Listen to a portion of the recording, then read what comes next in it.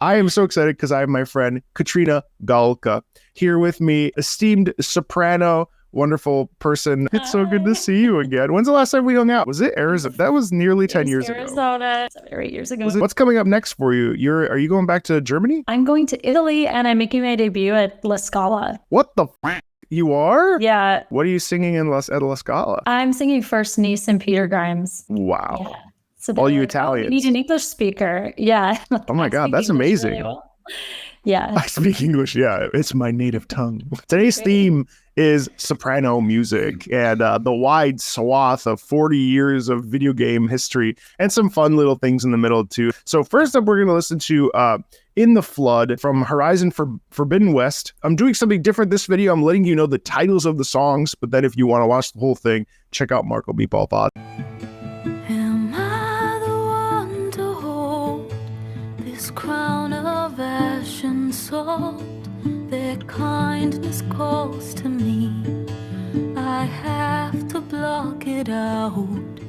My voice has grown so somber. These words don't seem like mine, but the iron won't subside. No matter what I try. In the flood, in this emptiness, in the storm, if I'm broken, if I'm torn, the wave inside my soul carries all I know. Who can take my hand in the flood?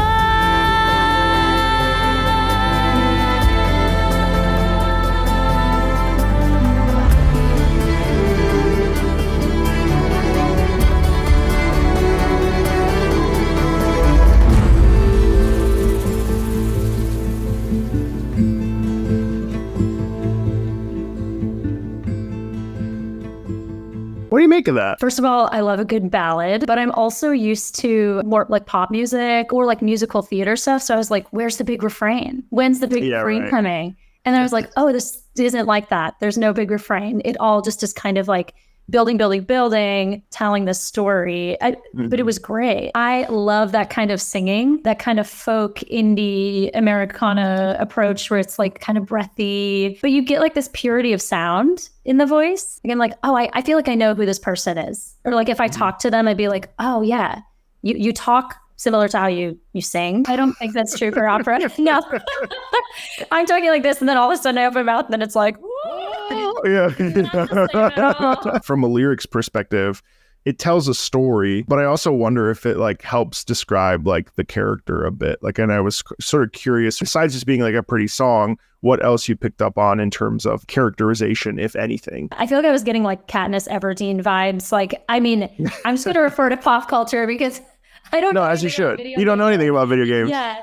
So I was just like, oh, this is a strong female for sure, like warrior, heroine. That was the vibe I was getting. I loved when she, near the end, it was like into the flood. And then like there was all this technical stuff so that her voice, like obviously she wasn't singing anymore, but there was like the reverb of it, like electronically that kept going. I mean, we can't do that with our voices as live singers. So I like those effects. Yeah. It's a funny discussion opener too, though, if you think about it, because so many people will say that, you know, the purity of like classical singing and how you need to like, you know, we shouldn't be evolving in the sense that like, you know, it's always better live and all this other stuff. And I think maybe over the last couple months and years of being away from the opera scene, I'm like, embrace digital, baby. You know what I mean? Because like, but the thing is we can have things like this. And I think that live performance is important, but I don't think that we can become so pure to what, I don't know, because are we just trying to replicate something that we can't really be pure to anyway because of the modern time we live in? You know what I mean? Right. Like we can't pretend like all this other stuff doesn't exist. I think that there's a time and place for everything. And like the way that we sing as opera singers, I think is better live. I think that there's something about the sound being unamplified and the whole way that we sing. We don't need the microphones.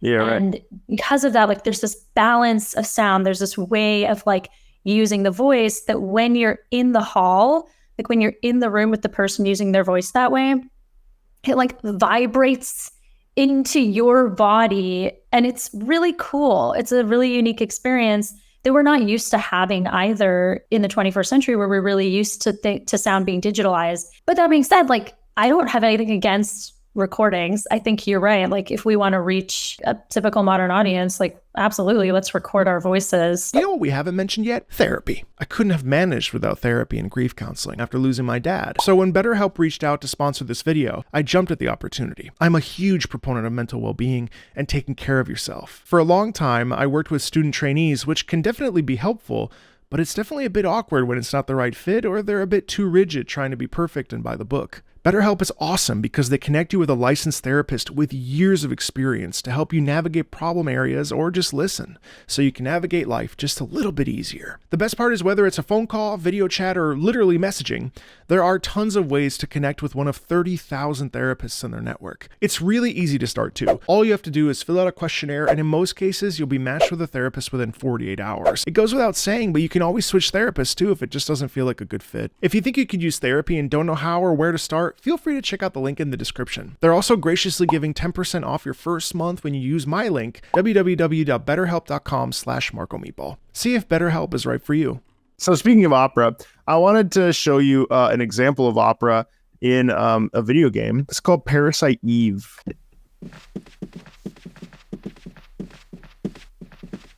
She's going to the opera. She's going to the opera.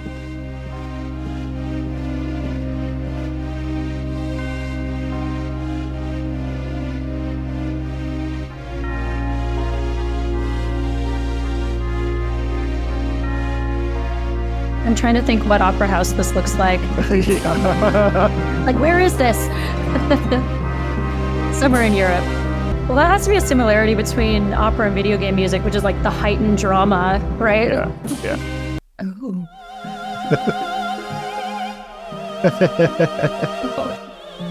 So it comes out of nowhere. Yeah.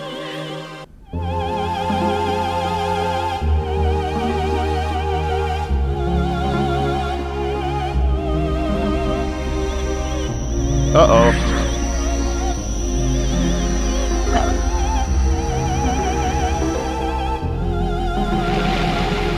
Oh, yeah, she's a real witch.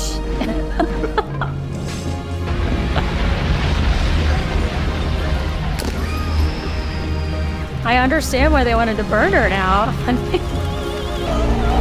This is kind of intense.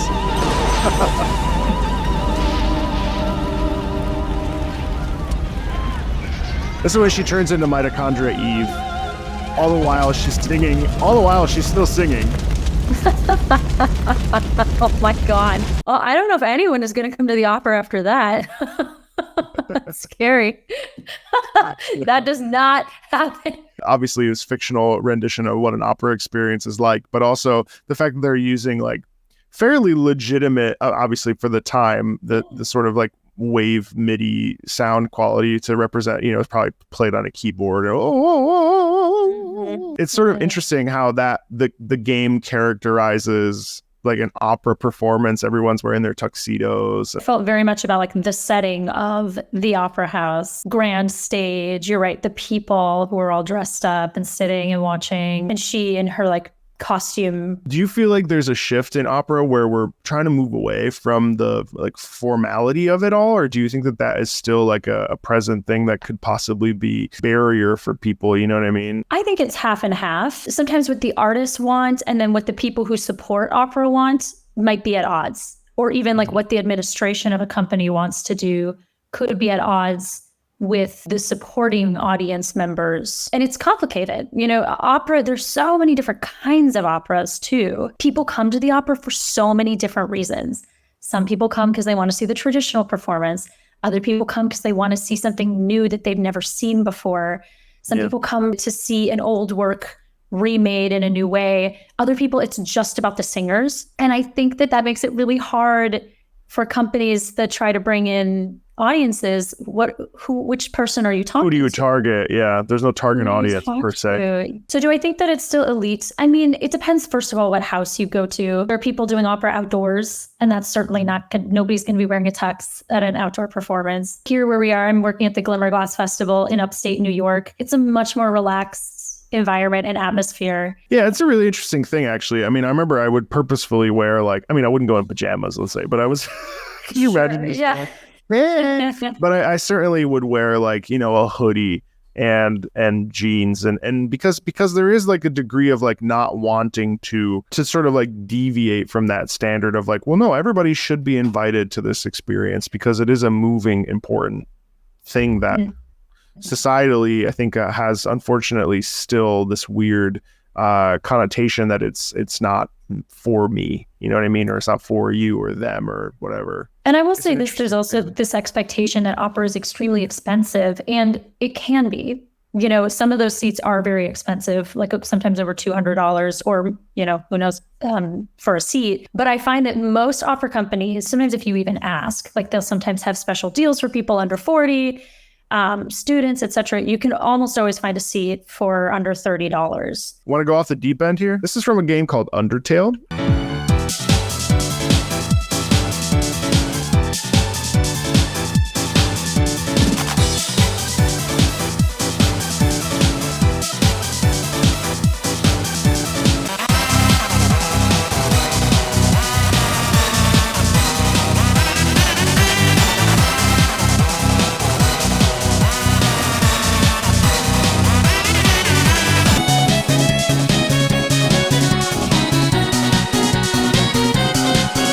I hated it. Did you? Okay, tell me why. 40 seconds in, I was like, when's the singing gonna start? Yeah, there was no singing in that one. Okay. A minute and a half, and I was like, oh my God, I need this to stop immediately. Was it too much chaos? It was the repetition and the all electronic instruments that I just I do not have patience for. I'm not an EDM fan. The first minute I was like, I could get into this. And then I was imagining how the singing would track over it. I was getting excited. And so I think that's why I was like, there's no singing. That's fair. I did say that this was almost all vocals, so I led you astray. A lot of people love this music and which is fine. No one has to yuck anybody's yum here. Huh? This is such a style of a game that was popular in the mid 90s, you know what I mean? It's very reminiscent of a Super Nintendo. It's interesting that you had such a visceral reaction to it. I love that. I wonder too, I wish somebody could, I'm not a brain scientist, but it'd be interesting to see what happens to hormone levels and what is happening in the brain when this music is happening. I could see it being a very addictive experience after a while. It almost fades into the background, but it's there's something about it that just keeps you going. And the music loops and loops and loops and never ends. I understand why they used it for sure. And it would be great if you're just playing this game forever and you don't want somebody to stop, maybe. I don't know why. Maybe it triggered some kind of anxiety in me. It goes to explain that I think a lot of ways, actually opera and video games are not dissimilar, where I remember distinctly listening to Madama Butterfly Act 1 final duet and being it's fine, and then you watch it and you're holy crap, this is rich. It's a funny discussion because I believe that context doesn't necessarily matter for video games, but I think that may be because I'm also a gigantic video game fan, so I sort of understand the tropes as to why things are the way they are musically. But I feel most people that I speak to in discussion all agree that context is king, especially when you're talking about programmatic music. So this is a track called Grandma from Nier. It uses this language called the Chaos language, which is a fictional language. And I'm curious to see and to hear your perspective on how language matters or doesn't matter.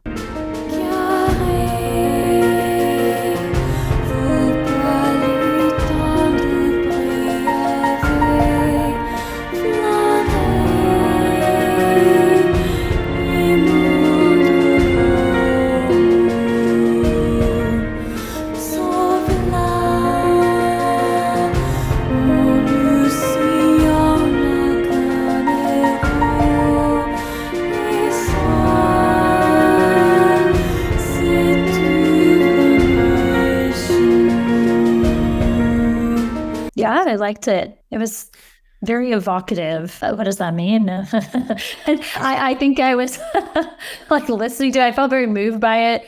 The voice was really expressive and sympathetic. And then like when the percussion came in, I was like, oh, there's drama here. I don't know what it's about, but I was interested. It did feel like there was a story that I was interested in. I think that's what I mean by evocative. It's interesting too that we don't necessarily need to know words in order to understand drama, which ties to opera, where it's like if the performer is doing their job, in this case Emmy Evans is doing a great job, you don't need to know what someone is saying to really grasp it, right? Totally. And I was thinking as I was listening to this, like, oh, if someone likes this song, they should listen to like some art song by Liszt, or like even some Debussy, there are parallels there. Let's listen to this rendition of Titania then from Final Fantasy XIV. It's going to be very different than what you're used to.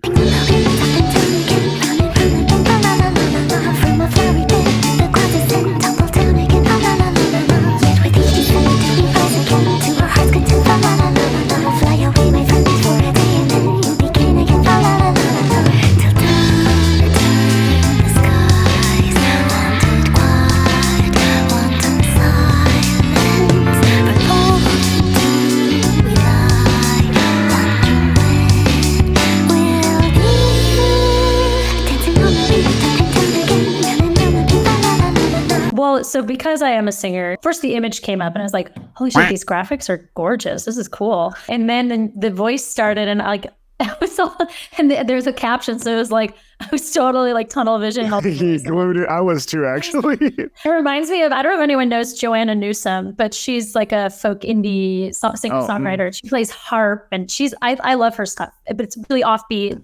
Kind of this really kiddish voice. But then I was like, finally, like I could zoom out and I could see the drama. And I was like, okay, Titania, you badass. It's so interesting because I don't do a lot of video game stuff. Like seeing these really strong female characters, yet they're like gorgeous. Yeah. I don't know. It just is making me think of like gender stereotypes because you have this voice that's kind of almost infantilizing in a way. Like it sounds like a child. And then you have this obviously woman, not a girl, but who's like particularly aggressive and like strong and powerful. So I don't know what to make of it, but just like all of like the dichotomy of all of that was really what just captured my attention. So this is Last Surprise from Persona 5. You never see it come back. You see that my mind is too fast for eyes. You're done there. But the time is hit you, you're not surprised.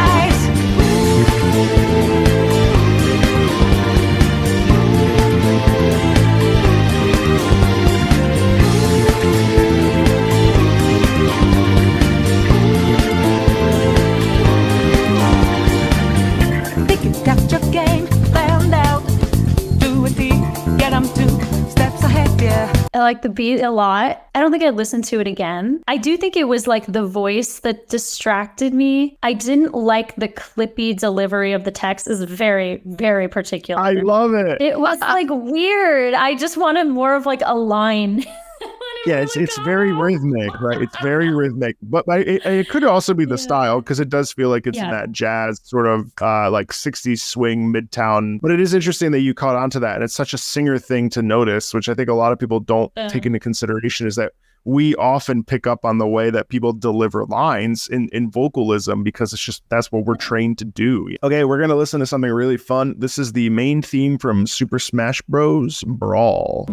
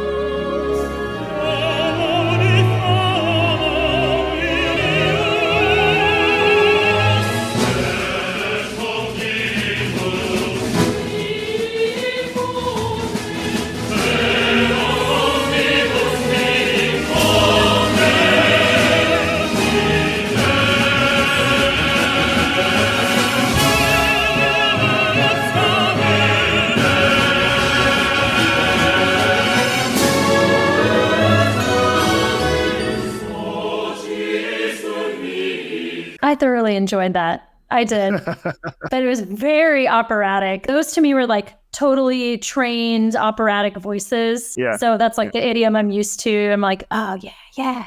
Listen to them singing it out. I love it. The drama. It reminded me of like Mozart Requiem, but with the modern drums.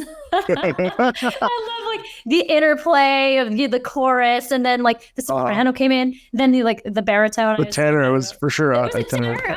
It was a lyric tenor. That's a B flat for sure. His voice was so rich. Yeah, it reminds me of like the polyphony that you have in like Mozart Requiem. This video has 11 million views, and it's so funny because opera doesn't sound anything different than this. Gloria. Why not? Yeah. Why not? Yeah. If you like that, totally. You like opera. That is totally opera. So speaking of opera, I've got another one for you.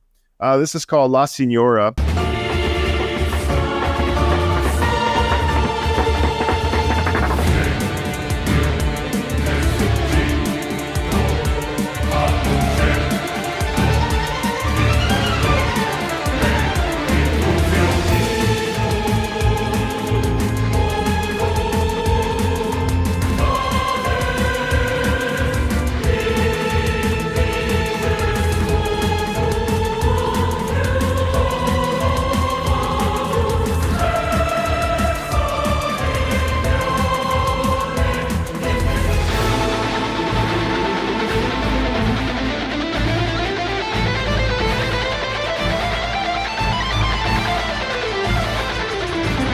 I'm just even more convinced that if we just added like strong drum beats to every opera, that people would be obsessed.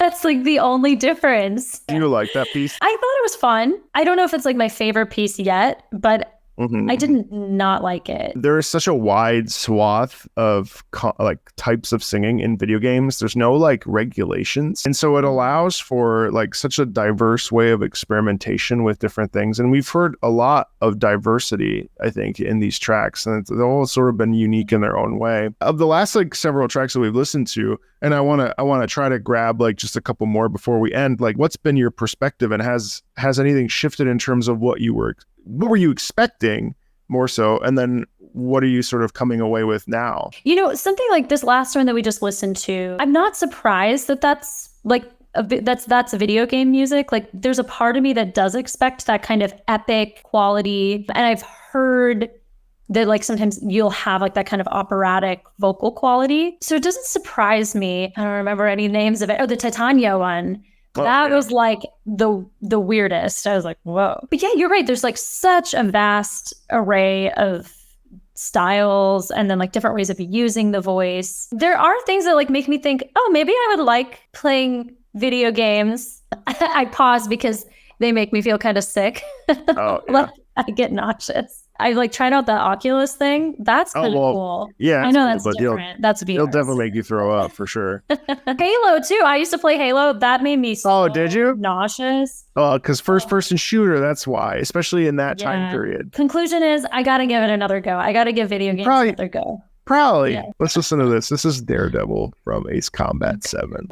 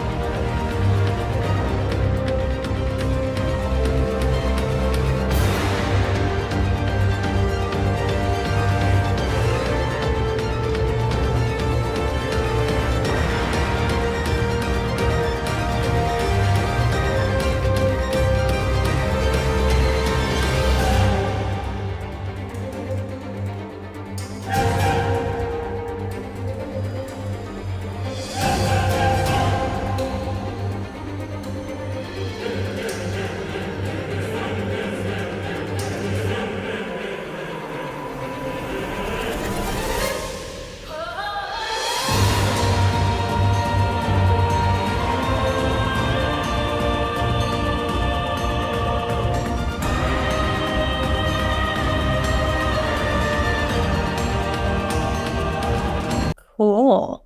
I liked that one a lot. Just the way that it used that rhythm and like the certain like underlying patterns to build tension, and then like would throw in like a rhythmic moment that you weren't expecting, or would like had this feeling of build, and then it would just drop off. So you never get the like actual climax of the phrase. So you're just like, oh, I need to keep listening. I need to keep listening. I need that.